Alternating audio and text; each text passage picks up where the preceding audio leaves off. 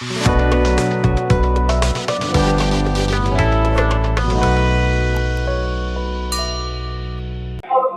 इसके बाद एक टॉपिक आता है, अगर हम स्ट्रक्चर के बारे में बात करेंगे, सुन रहा है सब।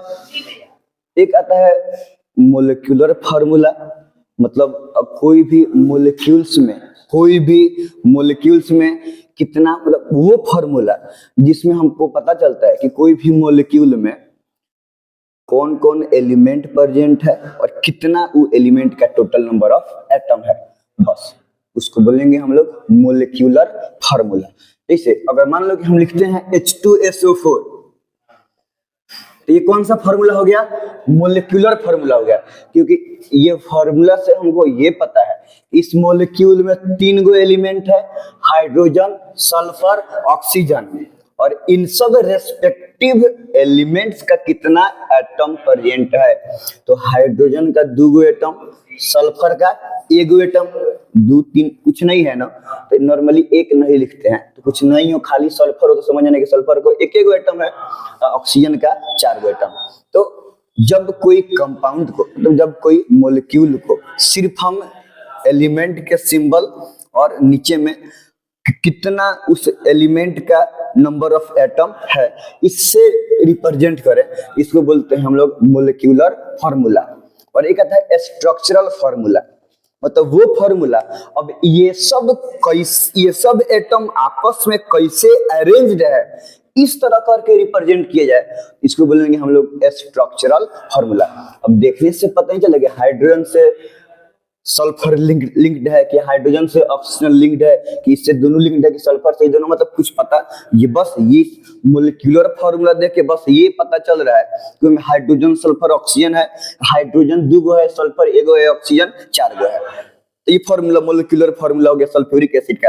अब ये तीनों टोटल एटम 4 2 6 1 7 सातों एटम कैसे अरेंज्ड है, कैसे लिंक्ड है, ये पता नहीं चल रहा है, तो स्ट्रक्चर फार्मूला में वो बात भी पता चल जाता है कि ये सब मॉलिक्यूल्स का सब एटम आपस में कैसे अरेंज्ड है, उस तरीका से रिप्रेजेंट करने के फार्मूला को बोलते हैं स्ट्रक्चरल फार्मूला। अगर हम सिर्फ बोले H2O, ध्यान से, तो इसमें बस पता चल रहा है कि वाटर मॉलिक्यूल है, वाटर मॉलिक्यूल में 2 गो एलिमेंट होता है, हाइड्रोजन और ऑक्सीजन, जिसमें हाइड्रोजन का 2 गो एटम होता है और ऑक्सीजन का 1 गो एटम।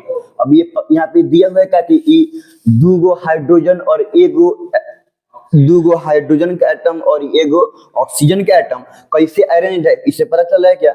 अगर हम ऐसे बोले कि हाइड्रोजन से 1 गो हाइड्रोजन, ऐसे ऑक्सीजन, ऐसे भी H2O हो सकता है, ऐसे ख्याल आ रहा है कि नहीं आ रहा है?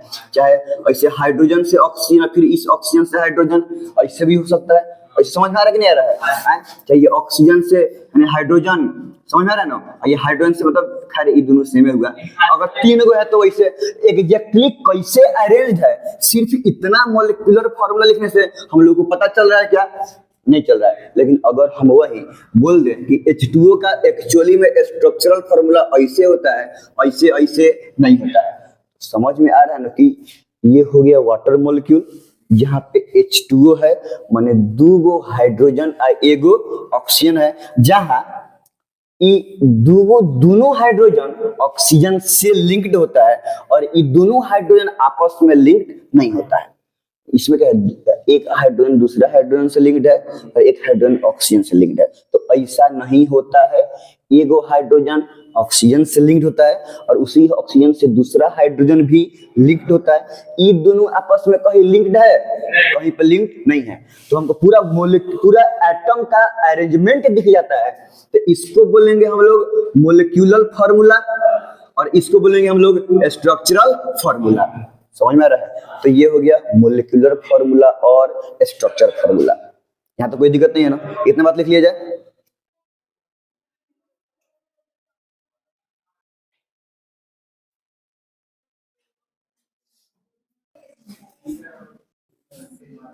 ये तो हो गया मोलिक्यूलर फार्मूला का एग्जांपल, मतलब नॉर्मली ऐसा ही एलिमेंट और कौन एलिमेंट का कई गो एटम है लिख दिए हैं तो मोलिक्यूलर फार्मूला हो गया, और ये सब उसका नाम हो गया। तो ये सब इस मोलिक्यूलर फार्मूला का नाम हो गया, और इस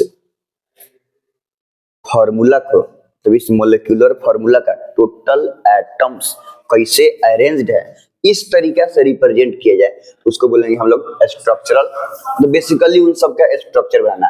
शुरू किया जाए, पहले पहले हल्का हल्का से। हाँ, मेन मेरा इस बताने का मकसद क्या है, समझ में आ रहा है कि ये ध्यान से, अगर अरे देखो, अगर हम सिर्फ इसी के बारे में बात कर रहे हैं, ध्यान से, या सिर्फ इसी के बारे में बात कर रहे हैं, अच्छा सिर्फ ये और ये लिखने में अंतर समझ में आ रहा है। ये भी इथाइल अल्कोहल है और ये भी इथाइल अल्कोहल है, दोनों में अंतर क्या है? ये देखने से सिर्फ पता चल रहा है कि इथाइल अल्कोहल में कौन कौन एलिमेंट होते हैं और कौन एलिमेंट का कईगो एटम होता है, उसके अलावा कुछ पता चल रहा है क्या? तो ये हो गया कौन सा फॉर्मूला?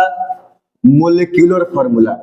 मोलिक्यूलर फॉर्मूला बोलो, फॉर्मूला। और ये देखने से, ये भी है इथाइल अल्कोहल, तो ये देखने से क्या पता चल रहा है कि कौन कौन एलिमेंट है, वो एलिमेंट का कईगो एटम है, और वो सब एटम एडिशनल बातें यही है। इतना बात तो इससे ही पता चल रहा है कि कौन कौन एलिमेंट है, उस सब एलिमेंट का कईगो एटम है। कार्बन का 2 गो, हाइड्रोजन का 5 गो, एगो 6 गो, ऑक्सीजन का 1 गो।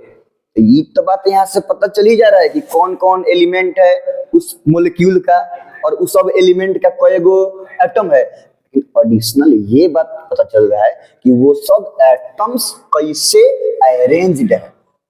इतना बात समझ में आ रहा है? तो इसमें दिख रहा है कि नहीं दिख रहा है कि कार्बन ऐसे अरेंज्ड है, बाकी 3 गो, एक कार्बन से 3 गो हाइड्रोजन, एगो कार्बन से 2 गो हाइड्रोजन, एगो कार्बन से एगो ऑक्सीजन, ऑक्सीजन से हाइड्रोजन, एक करके 3 2 5 एगो 6 गो हाइड्रोजन अरेंज्ड है। मतलब सब का सब 6 गो हाइड्रोजन है, 6 गो हाइड्रोजन का एटम कैसे अरेंज्ड है?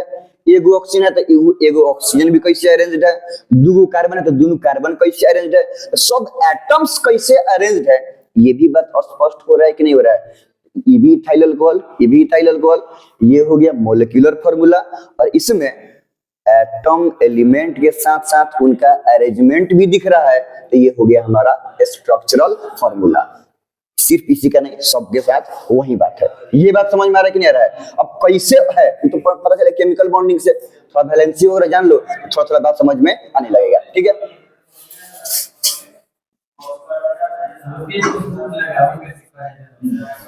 खा के कहा नहीं आया है, घर नहीं गया था क्या? ये बात सही है।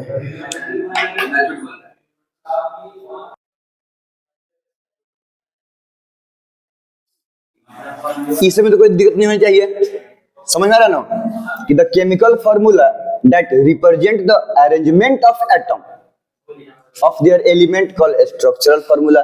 तो वैसा केमिकल फॉर्मूला जिसमें एलिमेंट के एटम्स के अरेंजमेंट के बारे में बताए, जैसे कि O2 हो गया, Cl2, H2, CO2, H8P4, HCl hydrochloric acid, acetic acid, ethyl alcohol, ethanol, तो सब के बारे में मोलिक्यूलर फार्मूला भी है, और वो सब का एलिमेंट का एटम कैसे अरेंज है वो सब चीज भी है उधर।